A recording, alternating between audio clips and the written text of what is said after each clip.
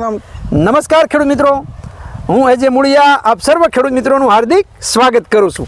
ખેડૂત મિત્રો, ખેડૂત ખુશ તો બધા ખુશ, આ વાત લઈ આપણે દર વખતે એ ખેડૂત મિત્રોને મળીએ છીએ અને ખેતીની જે છે એ કંઈક ને કંઈક નવી માહિતી એ મિત્રો મેળવવાનો પ્રયત્ન કરીએ છીએ। મિત્રો, આજે આપણે વાત કરવી છે એ ડુંગળીના પાકની અંદર જે ડુંગળીની જે કાંજી કરવાની હોય, આ કાંજી જે છે કરવા માટે જે રોપ વાવવાનો હોય તો આ રોપ જે છે એની માહિતી મેળવવાનો મિત્રો આજે આપણે પ્રયત્ન કરવાના છીએ।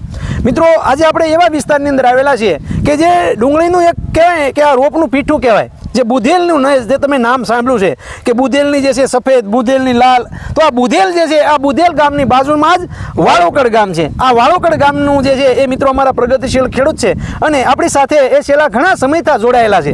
તો એમની વાડીની મિત્રો આજે આપણે મુલાકાત લીધી છે અને આજે આપણે આ ડુંગળીનો રોપ કેવી રીતનો તૈયાર કરવામાં આવે છે, ડુંગળીનો રોપ કેટલું બિયારણ નાખવામાં આવે છે, કેટલી માવજત પાયામાં કેવા ખાતરો નાખવામાં આવે છે, પિયત જે છે એને કેટલા આપવા પડે છે અને આ રોપ જે છે એની અંદર કેવી રોગ જીવાત માટેની દવાઓનો છંટકાવ કરવાનો હોય, આવી નાની વાત એ મિત્રો આપણે જાણવાનો પ્રયત્ન કરીએ। સૌપ્રથમ આપણા પ્રગતિશીલ ખેડૂત અને યુવાન મિત્રનો પરિચય લઈ અને ત્યારબાદ જે છે એ મિત્રો આપણે રોપની માહિતી મેળવીએ। આપનો પરિચય? મારું નામ ઠાઠ મુકેશભાઈ પ્રેમજીભાઈ, ભાવનગર વાળુકડ ગામ। મારો મોબાઈલ નંબર 9426315593। મુકેશભાઈ, તમે આ રોપનું એનું વાવેતર, ડુંગળીનું વાવેતર કેટલા વર્ષોથી કરો છો? અમે 7-8-10 વર્ષથી આમ તો કરવી છે। આમ તો અમારા જીવનમાં અમારા વારસાઈમાં આવેલું છે મારા બાપાના। બરોબર। દર વર્ષે જે છે ડુંગળીને આ વર્ષે રોપનું વાવેતર કેટલા વીઘામાં કર્યું છે? રોપનું વાવેતર આ વખતે 10 વીઘાની રોપની ડુંગળી છે ને રોપની ડુંગળી 10 વીઘાની 10 વીઘાની ને 7-8 વીઘાનું કાંજીનું વાવેતર છે। બાસ્તરી આ સિંગ કાઢીને કાંજી કરવા જ થાય। બરોબર। હવે આ વખતે આ રોપ જે છે એ રોપનું વાવેતર ક્યારે કરેલું છે, ક્યારે રોપ જે છે નાખ્યો છે? 12મા મહિનાની 22 તારીખે મેં રોપ સાઈટ્યો હતો। 12મા મહિનાની 22 તારીખે રોપ છંટકાવ કર્યો। આ રોપનું બિયારણ વીઘે કેટલું જોવે? 8 કિલો વીઘે મેં સાઈટ્યું હતું। એક વીઘે 8 કિલો સાઈટ્યું। પાયાની અંદર જે છે કેવી કાળજી જે છે એ રાખવામાં આવે છે મુકેશભાઈ? પાયાની અંદર જે છે શું કાળજી રાખવાની હોય? પાયામાં મેં દેશી ખાતર નાખ્યું હતું, 3 ગાડી બળદ ગાડી, બરોબર। પછી બી સાટ્યું ને પછી 4 દી 5 દિન 6 દિન છંટકાવે હારા ફૂગનાશકના 3 છંટકાવ કર્યા હતા, બરોબર। આનું એક ફૂગનાશક ને માથે છિત્રીનો પ્રભાવ વધારે હોય ને એટલે એ છંટકાવ શરૂઆતમાં કરવાનો, બરોબર। એટલે કે ટૂંકમાં રોપ ઉગી ગયા પછી તરત જે છે એ થ્રીપ્સનો છંટકાવ મારવાનો, થ્રીપનો, અને જે છે ફૂગ નો લાગે, છોડવો હુકાય નહીં એના માટેનું કાળજી રાખવાની હોય, બરોબર। રોપ જે છે એ ઉગી ગયા પછી એની અંદર આપણે એમ કે જે ફૂગનાશકો હોય એનો છંટકાવ ખાસ આપવો પડે, બરાબર। હવે જે છે રોપ જે છે આ અત્યારે કેટલા દિવસનો થયો છે? અત્યારે 1 મહિનો ને 7 દિવસનો થયો છે। 1 મહિનો ને 7 દિવસ જેવો સમય થયો છે। હવે આની અંદર પિયત જે છે કેટલા આપ્યા છે અને કેટલા પિયત આ પાકી જશે? 4 પિયત આપ્યા છે, પણ હવે જે ગરમીની ઋતુ છે ને એટલે 6-7 દી 8 દી એવી રીતના ટેમ પ્રમાણે પાણી દેવું પડે। 6-7 દી ગરમીને બે જેમ ગરમી આવે ને વહેલા છાંટવાનું કારણ શું છે ખબર? છેલ્લે ઉનાળામાં ગરમી નીકળે એનું કારણ છે કે છેલ્લે શેડું પીળીઓ નો રોપમાં આવી જાય, એટલે અત્યારે લોદરે થઈ ગયો હોય ને પછી વાંધો ન દડી બની જાય, પછી દડી કળી બનતા વાર ન લાગે। આ રોપ કેટલો સમય ઊભો રહેશે, કેટલા સમય ક્યારે કાઢવાનો થશે? આ 4થા મહિનામાં આજુબાજુ 20-21 તારીખ આજુબાજુ કાઢવાનું થશે, કાં તો 15 તારીખ આજુબાજુ, એટલે કે 4થા મહિનાની માર્ચ એટલે કે એપ્રિલ મહિનાની જે છે એ 15-20 તારીખ ઓરો કાઢવાનો થાય, બરાબર। અને પછી આ કળી હાંસવાની કેવી રીતના? અને પછી મેળામાં ઓલું કરી નાખવાનું, પૂળા બાંધીને મેળામાં મૂકી દેવાની। સમયે કદાચ વરસાદ ઓલું બગડી કર્યું તો એકાદી ફેરી ફેરવવી પડે ને પછી વાડીમાં કળી તોડીને સોંપવાની, બરાબર। એટલે પહેલા જે છે એક મેળાની અંદર જે છે એ વરસાદ વાળું વાતાવરણ થાય ત્યારે મૂકવાનું, ત્યાં સુધી જે અને ખેહીન એક વાર ફેરવીને હરખા પૂળા બાંધીને મૂકી દેવાનું, ફરતી બાજરીના કડબના પૂળા બાંધી કરી દેવાનું, એટલે તડકો ન લાગે બીજી કળીને પડખે છે બહાર બતાવીને એને હરખું મૂકી દેવાનું। પછી જેમ વરસાદની આપણને એમ થાય કે આવવાનું છે એ પ્રમાણે મેળામાં સડાવી દેવાની, બરાબર। ઠંડા પોરે જે છે એ સડાવી દે, સવારમાં 4 વાગે સડાવવાની રહે।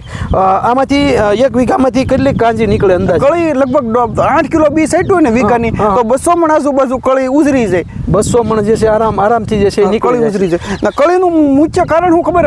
વરસાદની વાતાવરણ ઘાવરિયા રોપ ઉજરે નહીં તો આનો વિકલ્પ રહે, બરાબર। એટલે કે ડુંગળી જે છે એ કાંજીથી સોંપી શકાય, કાંજીથી આપણે ઓલાથી તૈયાર ન થાય તો આમાં ઓલું વરસાદમાં વાયરસ આવ્યો હોય તો રોપ આનો વિકલ્પ રહે કળી, બરાબર। હવે બીજું મારે મુકેશભાઈ એ પૂછવું છે કે આ રોપની અંદર જે છે એ આપણે બીજી કઈ કઈ કાળજી રાખવાની હોય?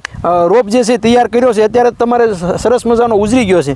હવે જે છે આ રોપને આપણે વ્યવસ્થિત તૈયાર કરવા માટે એનો મૂળનો વિકાસ સારો થાય, છોડનો વિકાસ સારો થાય, છોડની અંદર જે છે ગાંઠ સારી બંધે, થ્રીપ્સ ન લાગે. આ તો એના માટે ખેડૂતોએ કઈ ધ્યાન એ મૂળમાં તો છે ને ભાઈ, અમે આંકડાનું પાણી એક બેરલ લાવીને પલાળી દેવું એટલે અઠવાડિયે પાઈ દેવું એટલે આંકડાથી થોડુંક લીલો સમ રહે ઉનાળાના વાતાવરણમાં. ને પછી હારો ફૂગનાશકના માથે ભાઈ 4 દી અને 5 દી છંટકાવ કરી દેવાના, જે મોટો થાય ને ત્યાં સુધી. બરોબર.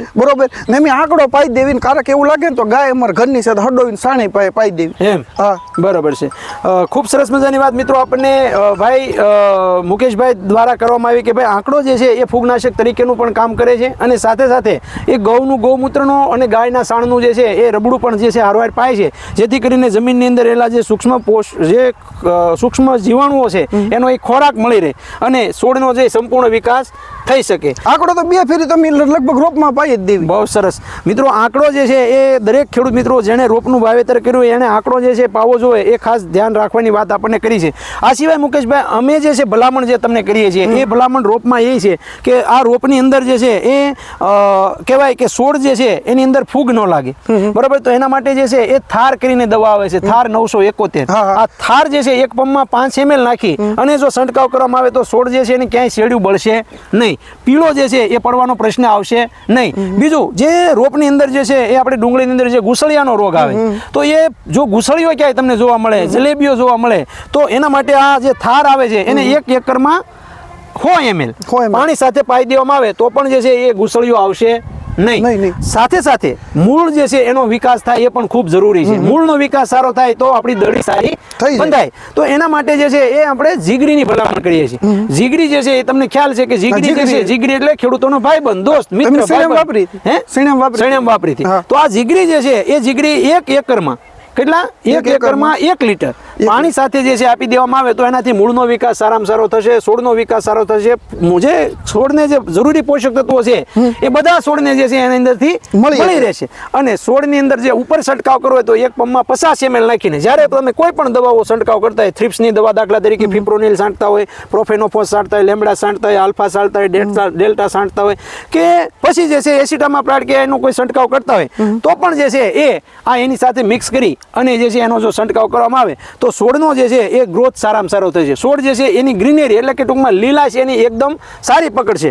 તો આ સાથે એક આની પણ જે છે એ આપણે ધ્યાન રાખીએ કે જીગરી જે છે જે ખેડૂત મિત્રોએ રોપનું વાવેતર કર્યું છે એ ખેડૂત મિત્રો જીગરીનું પાણી સાથે પીવડાવી દે અને ઉપર છંટકાવ 50 ml નાખીને પણ છંટકાવ કરે.